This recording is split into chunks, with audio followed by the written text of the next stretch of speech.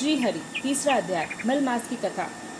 सूत कहने लगी, हे ऋषियों, नारायण जी ने नारद जी से जो सुंदर वचन कहे वे जैसे सुने वैसे कहता हूँ। एक समय धर्मराज युधिष्ठिर दुर्योधन आदि से जुए में हारे तो प्रत्यक्ष अग्नि से उत्पन्न हुई धर्म में तत्पर द्रौपदी के बालों को दुष्ट दुशासन ने पकड़ के खींचा, वस्त्र भी खींचे। तब श्री कृष्ण भगवान ने द्रौपदी की सब प्रकार से रक्षा की। तत्पश्चात युधिष्ठिर आदि राज्य छोड़कर काम्य वन को गए। वहाँ युधिष्ठिर आदि पांडव बाल बिखरे वनवासियों की भांति वन में फल खाते हुए अत्यंत दुखी होने लगे।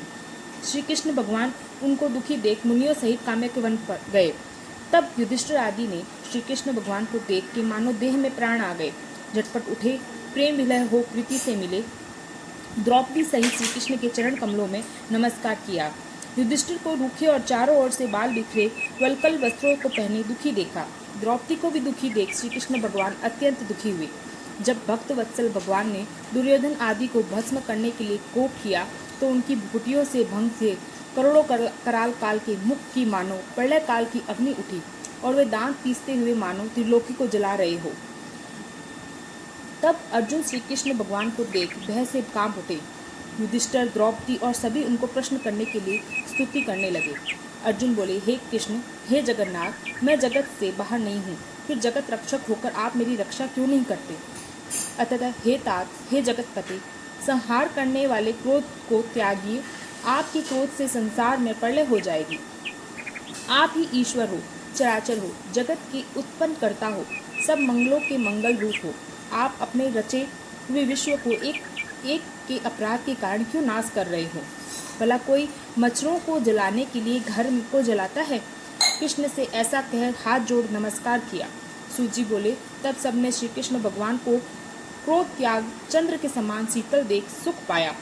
श्री नारायण बोले कि दीन बंधु भक्त वत्सल श्री कृष्ण भगवान को प्रश्न जान सभी प्रेम में मग्न हुए, सिर झुकाकर हाथ जोड़े। अर्जुन ने उनसे ठीक वही प्रश्न किया जो हे नारद तुमने मुझसे किया है। इस प्रकार सुन श्री हरि ने 2 घड़ी ध्यान कर मित्र मंडली और द्रौपदी को सावधान कर हितकारक वचन बोले। हे अर्जुन, मेरे विभत्स स्वरूप वचन सुन, आपने अपूर्ण प्रश्न किया है। ऐसा गुप्त प्रश्न संसार में ऋषियों को भी दुर्लभ है। हे अर्जुन, मैं तुम्हारी मित्रता और भक्ति के कारण बताता हूँ।